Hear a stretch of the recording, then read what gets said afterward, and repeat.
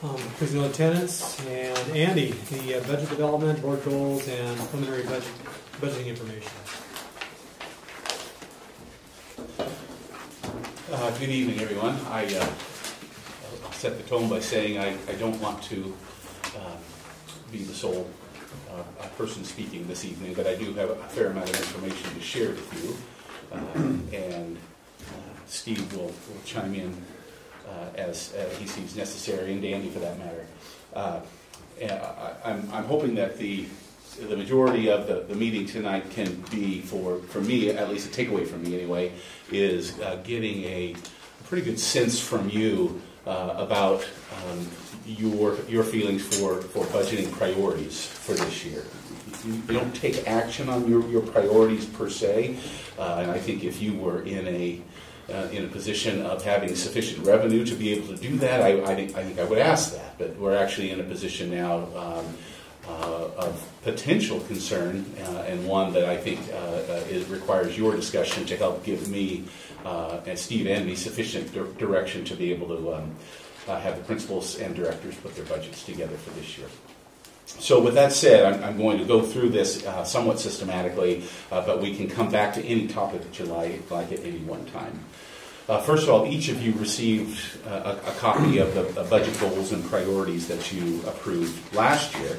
And I think that's an important document for you to refer to, simply because many of those are good for kids, and they were I think appropriate at a time when we knew what we had in the upcoming second year of the biennium.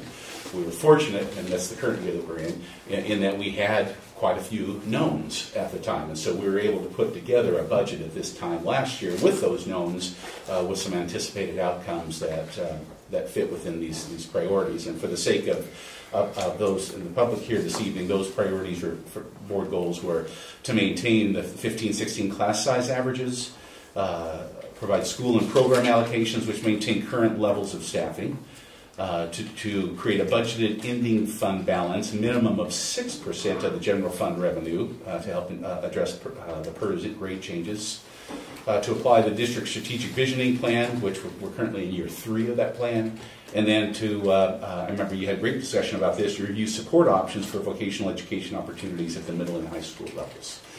And if I were to give you an assessment of those 5 goals, I'd say that it's fairly positive.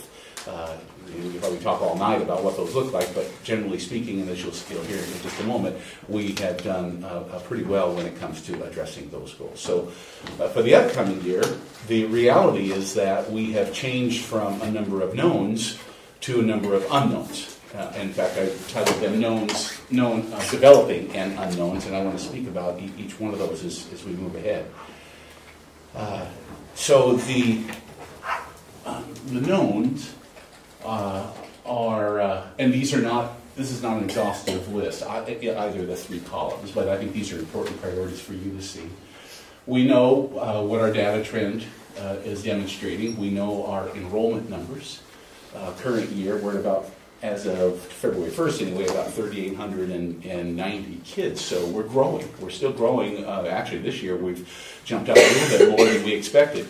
I think we're about 1.5% or so above last year's enrollment. But since 2010, I'll make a few references to 2010, we've grown in this district about 9%. And that includes 3% when we doubled the kindergarten numbers 2 years ago. We know our current staffing levels, which fortunately for the last couple of years we've been able to maintain fairly well. And you'll hear me say a few times tonight, I want to do everything I can to continue to maintain our staffing levels, but as you'll see in a minute, it may be a challenge to do so with the unknowns that we have. And our ending fund balance, which was a priority of yours last year, a goal of yours, the figure doesn't quite match what I'm about to share with you because you actually budgeted for a 6% ending fund balance. And those budgeted figures are a little different than the actual figures. Over the course of the last few years, you budgeted as low as just under 4% a few years ago when you were in a pretty serious state of affairs with when the economy went south on us. But the fund balance, the actual fund balance, has actually been growing.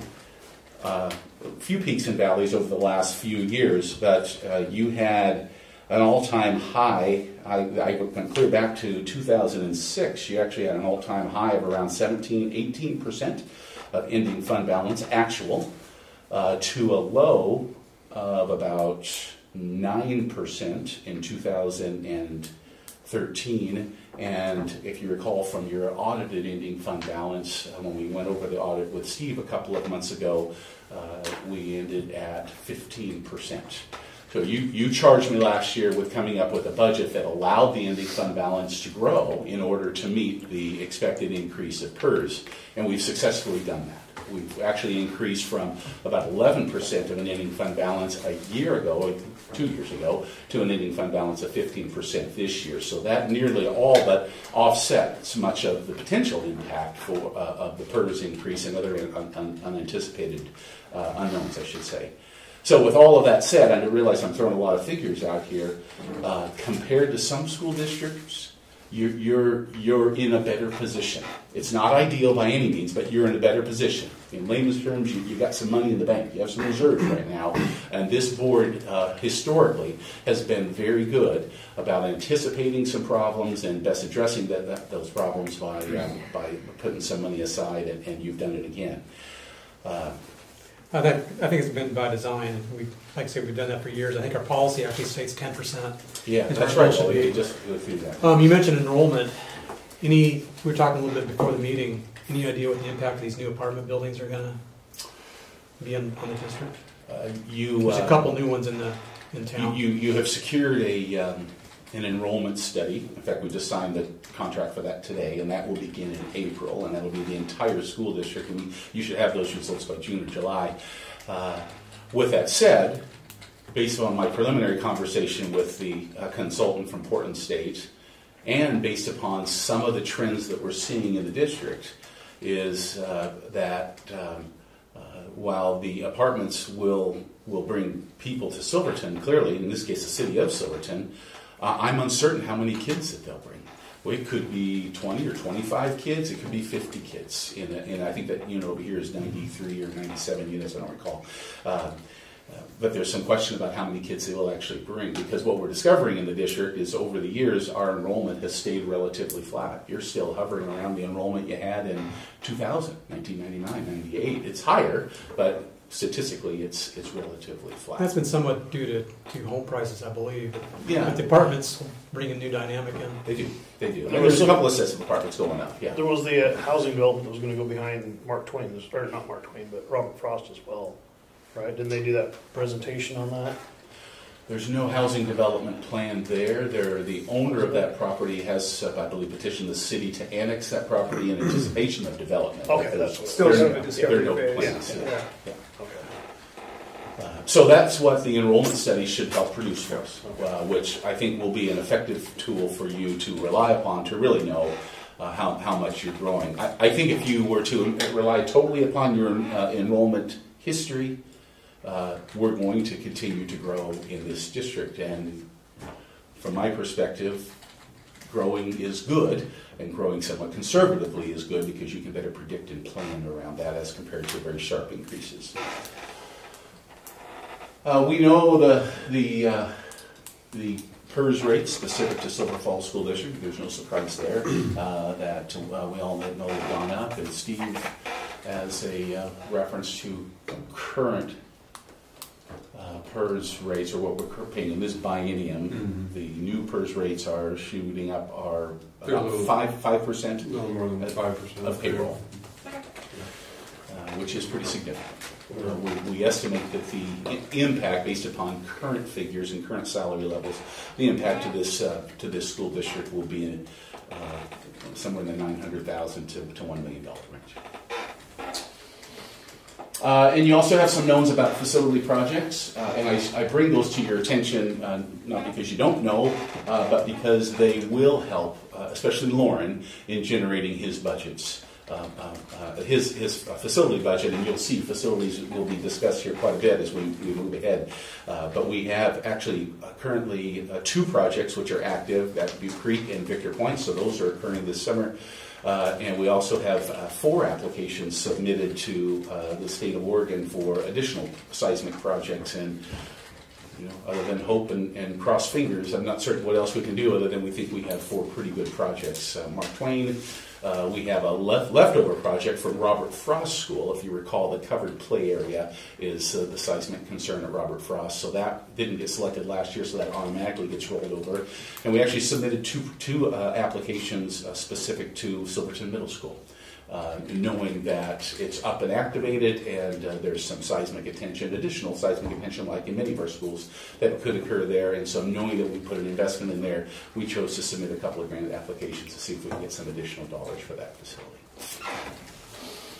So developing information, we have district-wide facility priorities, which Lauren is working on right now. And again, if you just give some thought here and here, I think you can understand that if we are able to get be selected for the seismic project at Mark Twain and do the seismic improvements there, then that means Lauren's effort towards facility improvements at Mark Twain will be funded very likely by another source, at least some of them anyway, when you think of large structural things, roofing, paint, things like that.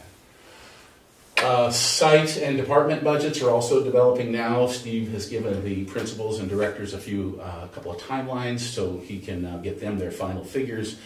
Steve, when you'll have that information to them midweek, and then you want to share with the board what your timeline is for getting those proposals back from directors and principals.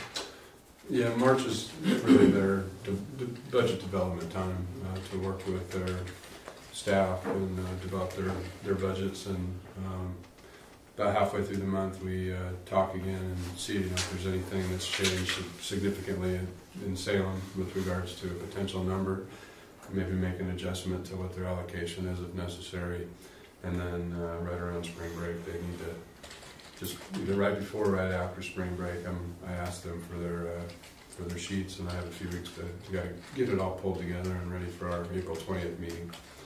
And we go from there. So it's always a little harder, obviously, in odd number of years. With the legislative session going on last year, we knew exactly what the number was. It was holding steady economically. This year, we just kind of pick a number and go and use that as our starting point. It's close. Commonly known as roll the dice. It's the dartboard. The dartboard. That's a hard position to be in. And then board priorities are developing, and your input tonight will help us capture those. Speaking of legislature, what's the range you're looking at right now? I know the Democrats and Republicans have quite different numbers, but I can't remember. Well, for the first time that I've ever seen, 16, 17 years of doing this, the legislative co-chair's budget came in below the governor's budget. Usually it's the other way around. And, basically, ODE is required to go by the legislative budget, so when they put out their first estimate here in the next couple of days, it's going to be based on that. The governor's budget was just north of $8 billion. It was a little low. And the co-chair's budget was just north of 7.8. Wow. Oh, wow. So usually it's the other way around. Usually the governor's budget's the low figure, and it just kind of gets tossed. But co-chairs came in below the governor this time, so. What was it the last plan in? Do you remember? I can't remember. 7.3 or 4 in the governor's budget was actually below 7.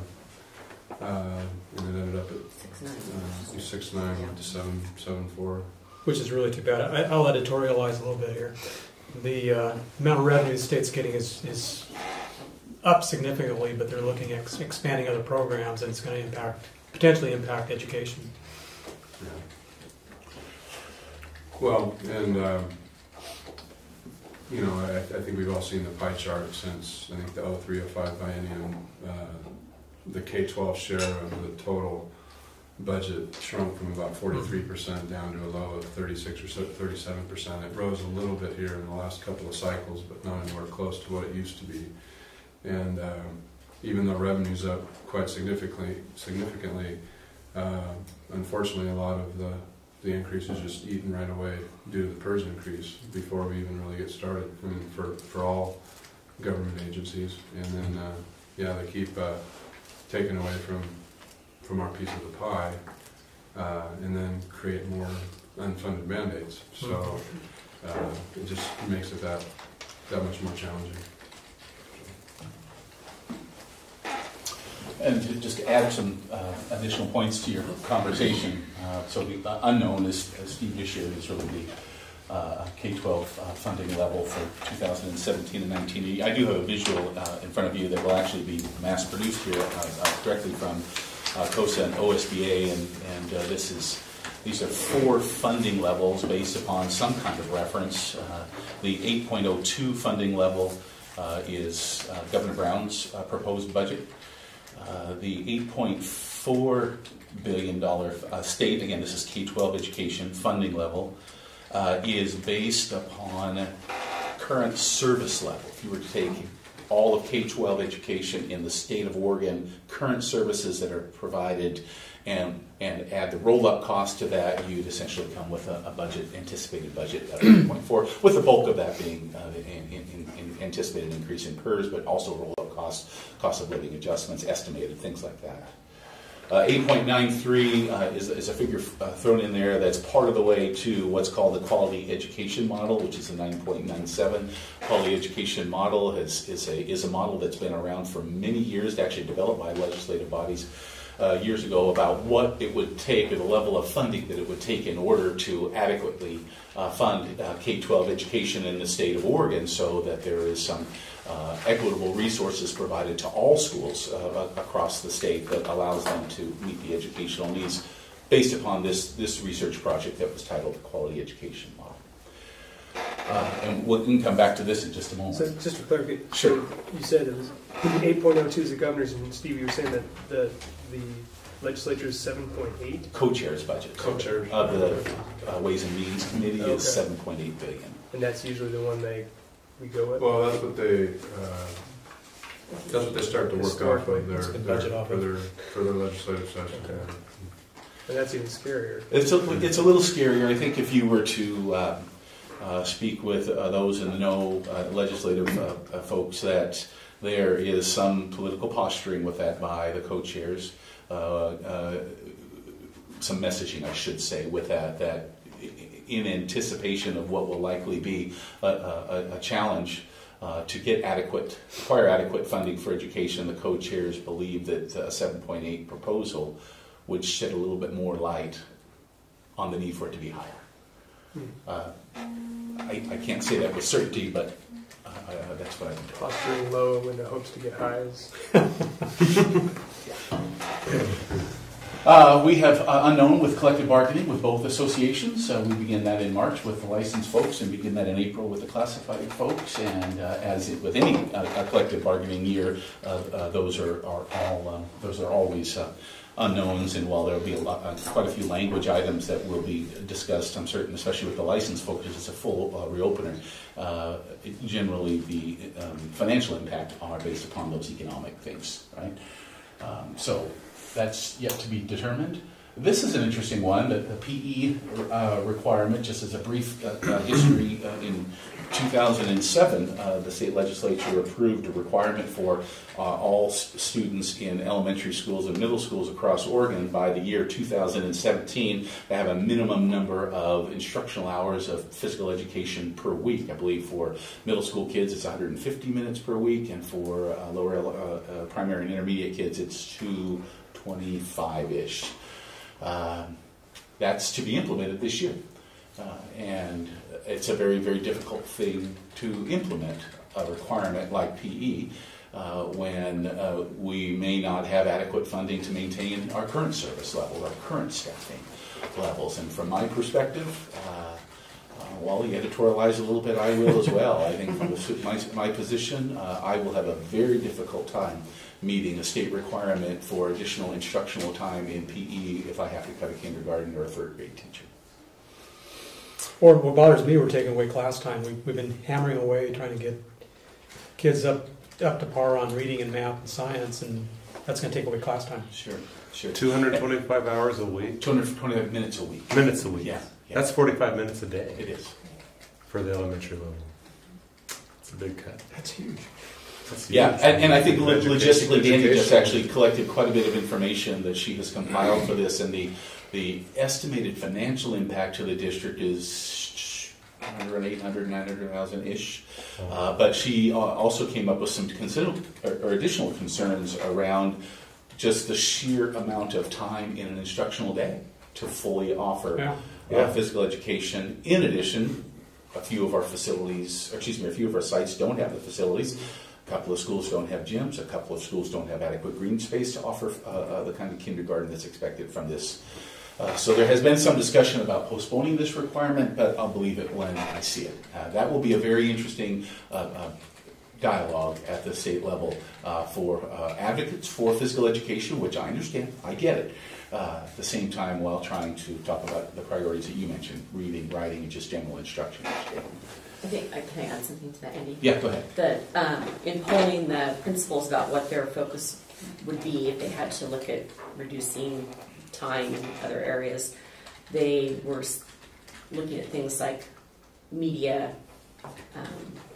music, and recess. And the idea is that they would be eliminating recess entirely.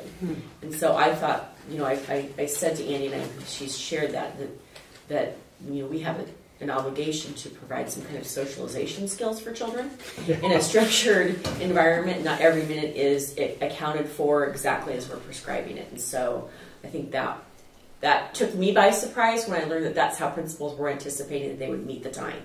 Because we know we can't increase the day because of our transportation issues. And so... And that just, if you start eliminating recess, it's not going to be good for our kids. It's not. not. It's not. I mean, they got to get up and wiggle. Let's be honest. Can't have a second grader sitting in class all day and not being able to get a chance to have a break mentally, but also physically. It's just not going to work. Well, there's social skills that they're learning as they're trying to navigate recess with the support of assistants and teachers to show them how to do that. Can you call recess PE time? Nope. You cannot. Well, that would make It sense. has to be, PE has to be like Split it out, instructional 20-minute, objective. 3 20-minute things a day. Some kind of structured instruction. Yeah, there's can only be so many Structured. minutes of actual teacher talking. Oh. The kids have to be engaged in physical activity it's not just running around. And we have to document that that's being administered by a licensed teacher as well. So we couldn't use classified staff like we currently use for recess. Interesting. Yeah. So there's still again some unknown specific to that. I'm really am hoping that the state legislature and this really came at the effort of Senate President Peter Courtney. And again, I get it. I just hope that they are willing to understand that this is going to be a pretty challenging year to fund what we have, let alone some new additions. A similar mindset comes into play with adequate funding for Measure 98, which was approved by the voters in November. And taking a look at these figures, even the governor's budget, the $8.02 billion for K-12 education does not include any funding for Measure 98. She has a supplemental budget that includes about 50% of the funding for Measure 98, but that supplemental budget, is my understanding, is contingent upon a little bit additional revenue being generated for that to occur. The co-chair's budget includes no money for Measure 98. So that's also an unknown, and you'll see that I've referenced that in the narrative for funding our schools, that it'll be a challenge to implement Measure 98, which really seems peculiar to me because there was such a large percentage of voters in support of that. I think it was 60s, 68, 69%. And that was the outdoor school? No, the outdoor school is Measure 99. I'm sorry, Measure 98 is the dropout prevention, CTE expansion, additional support for students are 3 goals for that. Yeah, it's like So- talented, gifted, or so higher it's- level. Right. So let me, It's CTE, college credit, and dropout prevention services Yes. would include Yeah. chronic absenteeism, remediation in core areas, core content areas. It doesn't have to be all of those. All It three, can't yes. be one or the other. It has to Right, be all. you have to have all 3. and they're saying that they may not have enough funding for it. Correct. So the voters voted for it, and the state's saying, well, we're not going to do it because we can't have the money for it. That's an unknown. But if Peter Courtney says you got to have PE, and we tell him we don't have the money for it, Correct. Mhm. Yeah. there's my editorializing for the evening. No, I understand. This is Yes. a lot of So sense. what other unfunded mandates are there? I know there was a couple of others I remember. Was there one about, was it teeth screening or something like that? Yeah, that's currently in place. We're administering that now. And we do have a mandate which begins, it's been postponed 1 year, and that's dyslexia screening for all kindergarten and first graders, I believe. And then a mandate for outdoor school for all 5th and 6th graders, or 5th or 6th graders, which is... 1 week. Yes, 5 full days. Which there's been some discussion of that being postponed for 1 year, not because of funding, but I believe they do have a secured funding source for that, but because of the logistics that it's going to take to administer that at 197 school districts across Oregon. It's going to be a lofty challenge. But they are putting together an advisory committee and Oregon State Extension Services working with the Department of Education on coming up with some strategies to implement that. But I think logistically it may be a challenge to begin that by this fall. So those there are some talking points for you to just mull over right now, and I'm hoping that you'll just have some conversation to give us some direction about how you'd like to see us prioritize some things for budget development, especially for principals. I will say that over the course of the last few years, and these are important for me to maintain in the budget as much as we can, we've done a nice job of creating some uniformity with technology. Improvements across the district. We now have really similar technology support and devices at each one of our schools, which we didn't have just a few years ago.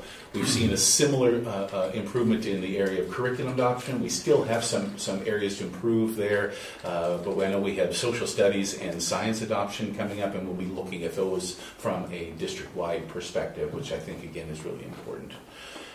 We've been able to create more uniformity with our nursing services. All of our schools have a proportionally appropriate level of nursing services based upon the student numbers in each school, and we use a similar ratio for assigning our school resource officer across the district.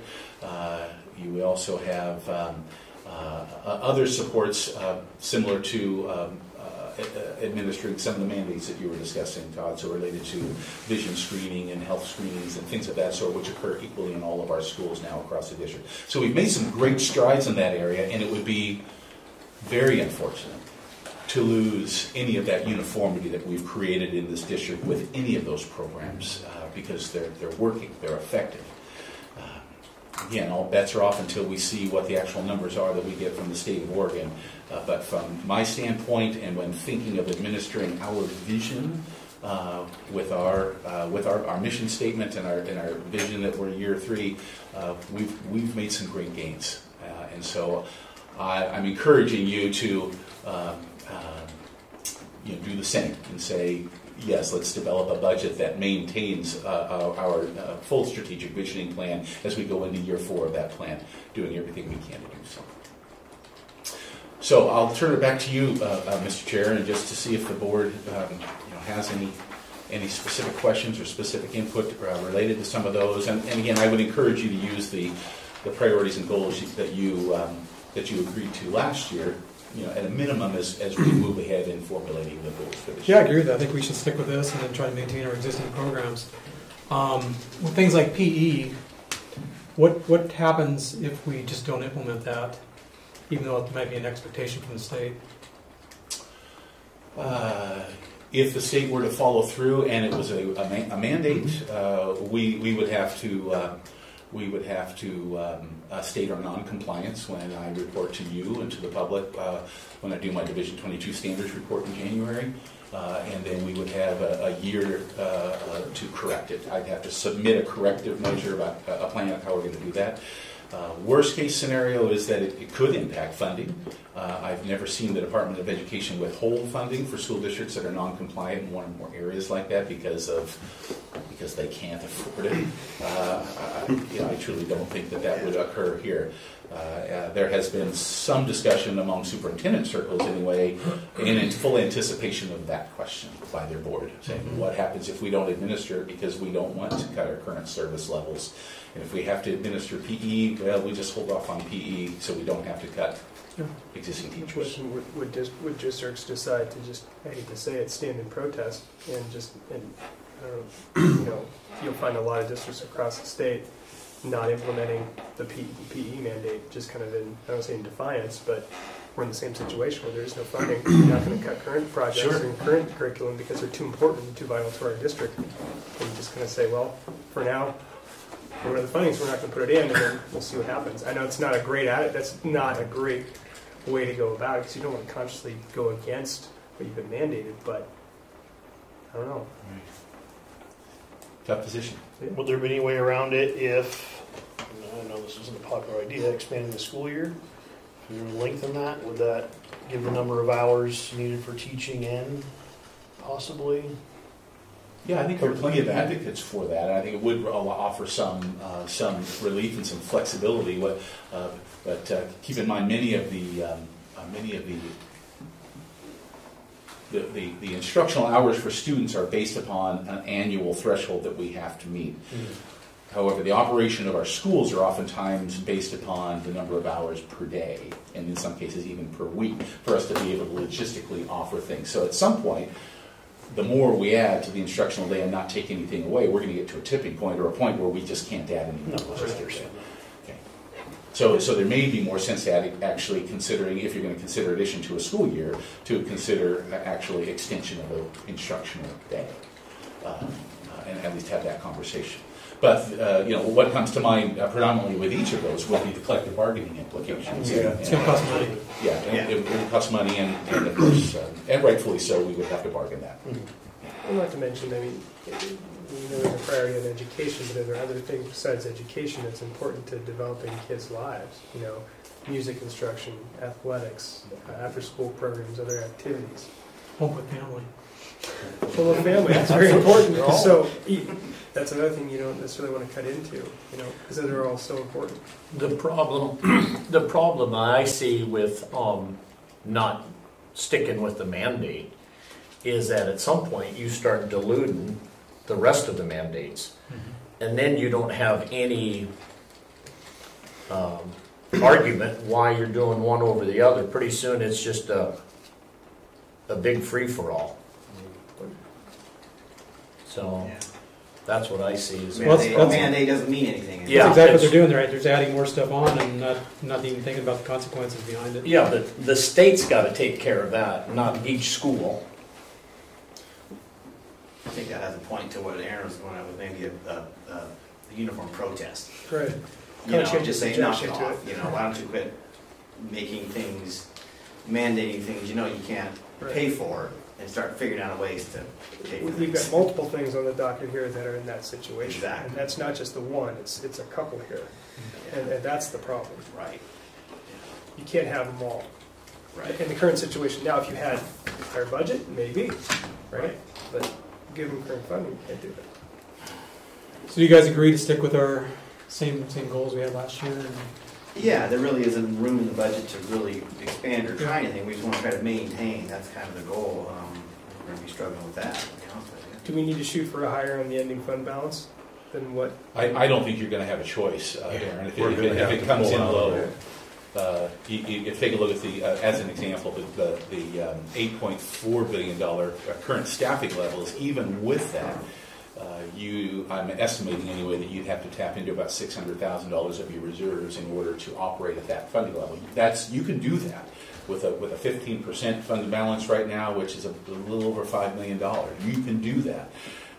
However, tapping into those reserves should be something that's done, I think, deliberately and in anticipation of this problem not going away anytime soon. Last time this happened, we ate, I think, well, how long was it? 3-4 years. We kept eating away before it started coming back. So, and if we use that as an example, Wally, you tapped into, I believe in 1 year, as much as up to 15% of your reserves in order to balance the budget, to do just that. Maintain class sizes, maintain current staffing levels, maintain the good program that you have. And Steve and I have discussed that a little bit, that if you were to tap into your reserves by up to that 15% amount, you'd be talking $800,000 or $900,000. Which, again, may not be unreasonable to do in your current situation, but it's when you consider the unknowns that you still have, especially with collective bargaining. It's possible we may need to couple that with furlough days. You may. Yeah. We're gonna have to. And last time we were up against this, I remember we had built up our reserves before all this hit the last time, and we're lucky we did, because we were in a lot better shape than a lot of school districts. You know, I don't forget how many furlough days we had, maybe 3, 4, 5 at the most. But other ones were there 5. But other districts were having 10 and 12, and I mean it was huge. And so, and making staff cuts, and we were lucky to. I mean, we were fortunate to be able to keep our staff in most of our programs. And I mean, of course, that was our goal at the time. That's why we did furlough days, so we could keep our staff. I mean, we had to reduce some classified staff and a few, not very many teachers and.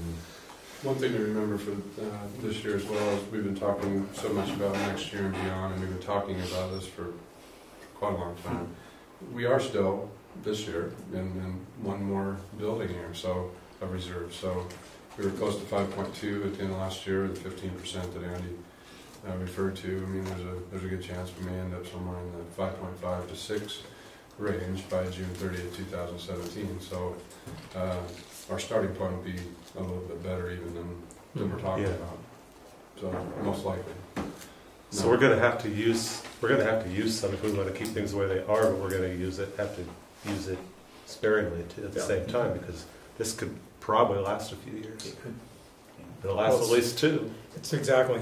Yeah. It's going to be at least 2. I think we have to look at at least two millenniums of feeling like this. Yeah, I wouldn't be surprised. PERS isn't going to get better very soon. And as far as the legislature coming up with any solutions for that, I don't think it's going to happen. It's just my opinion. So you're saying kind of a budget for 4 years ahead? Well, plan for eroding our reserves over the next 4 years. Yeah. So if the data trends continue where we're thinking 10% or so, how long until, I mean, I know moving lines and stuff can buy us a little time. How long until you think we're going to start expanding schools, building another school, anything like that? You're fortunate that you have a buffer with your transfer students. In any given year over the last half dozen years, you've had between 5 and 6.3% net enrollment of transfer students. So I would never support or sanction telling transfer students to go home because they're our students and we need to support that. However, if your enrollment grows, you essentially have that 5 or 6% buffer cushion that you can better control your enrollment and population of your schools over time. Some schools may be more than others. As an example, Silvercrest, Scotts Mills, but to a much lesser degree because the enrollment is just back above 160 or 163 there now. A few of our schools, including Mark Twain even, and Silverton Middle School, they have some room. And not a lot, but there's some room. And then when you throw the transfers in there over time, you still have some flexibility. So I can't answer that, Todd, but I believe your enrollment study, your demographic study that you complete later this year will be telling for it all. Well, that might roll into a boundary discussion as well, which is going to be based on the population of schools. Sure. All right, let's go ahead and move on to the joint city council meeting. Yeah, and I'll really rely upon your input for that. You have generally met once or twice a year with the Silverton City Council, just as a matter of practice. You have a number of common talking points and discussion items. There's some changeover going on with City Council, a new mayor coming. We've got a new city manager, and there are, I think, some topics that could be of mutual discussion. Last time you spoke about everything from school resource officer to the future of Eugene Field School to some of your mutual agreements, whether it be green space use, facility use. It was all just a very good, very healthy conversation.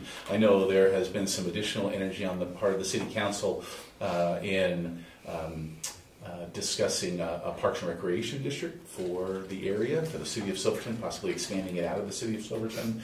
I think there's been some discussion about the future of the Silverton City swimming pool, and Silverton High School and a couple of our elementary schools use that pool for athletics and activities.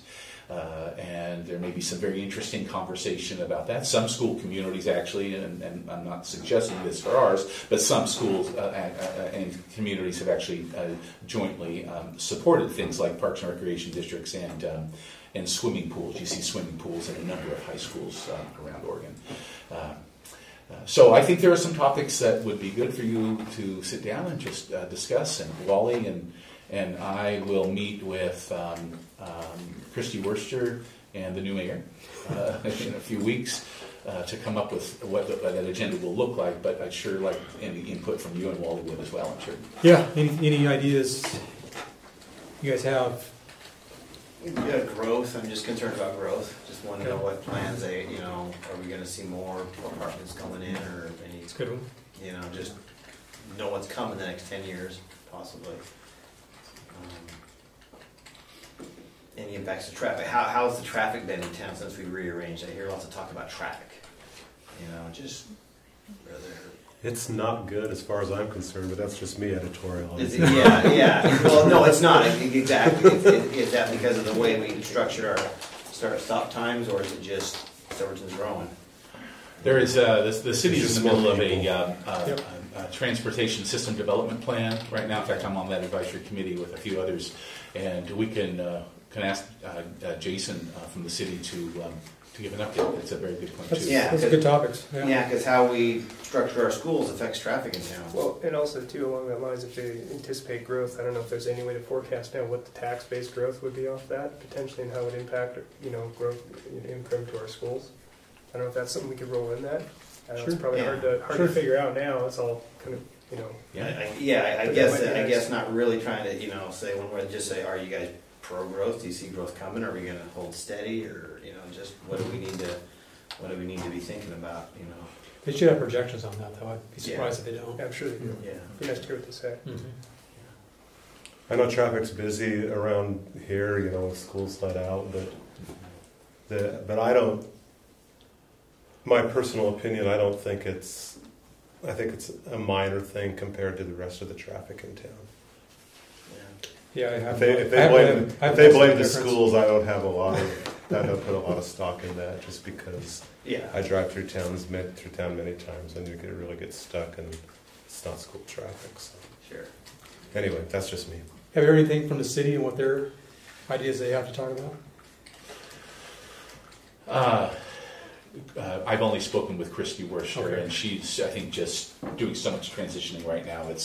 She wants to know what our relationships has been and what some of those agreements have been. So she's learning. At this point. She's learning. Yeah. Okay. Well, if you guys think of anything else, let us know, and we'll discuss it. Those are good topics. All right. Any other business this evening?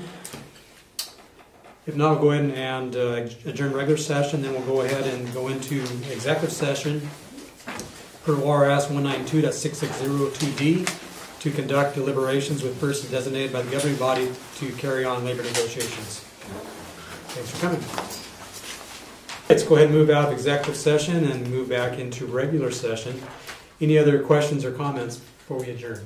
Yeah, Andy, so in the news they've talked a lot about the short school year in Oregon, and I was just curious how Silver Falls adds up to the state. Are we in with that shortest? Are we a few days more?